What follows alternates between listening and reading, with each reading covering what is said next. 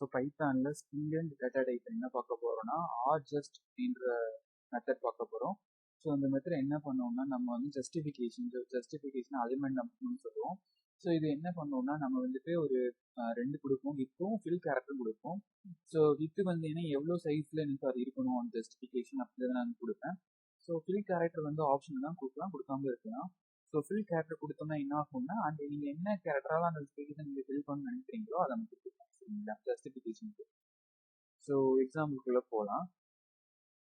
So எஸ்டிஆர்ன்ற variable create பண்ணிட்டேன். So அதில் என்ன பண்ணுறேன்னா நம்மளோட உள்ள வந்து ஒரு ஸ்ட்ரிங் நான் பாஸ் பண்ணுறேன். ஸோ கொடுத்துட்டேன்.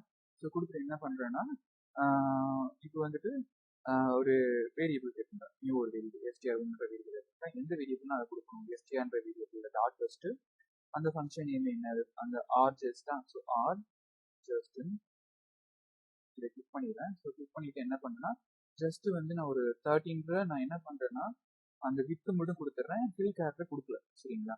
இப்போ என்ன பண்ணுறேன், ஸோ பிரிண்ட் ஸோ எஸ்டிஆர் ஒன்று நான் வாங்கிக்கிறேன் அந்த வேரியபிள். ஸோ திருப்பி என்ன பண்ணுறேன், எஸ்டிஆர் 2 ஈக்குவல் டு அதில் வந்து என்ன எந்த வேரியபிள் செய்யணும், எஸ்டிஆர்ன்ற வேரியபிள்.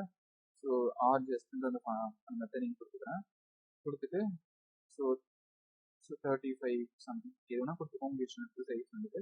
ஸோ அதுக்கப்புறம் என்ன பண்ணால் நான் சிம்பிள் ஒரு கேரக்டர் ஃபில் கேரக்டர்னா எனக்கு எந்த கேரக்டர் டாலர் சிம்பிள் கொடுத்துறேன், க்ளோஸ் பண்ணேன். இப்போ என்ன பண்ணுறேன், ஸோ பிரிண்ட் எஸ்டிஆர் 2ன்ற வேரியபிளை கிளிக் பண்ணுறேன், சரிங்களா.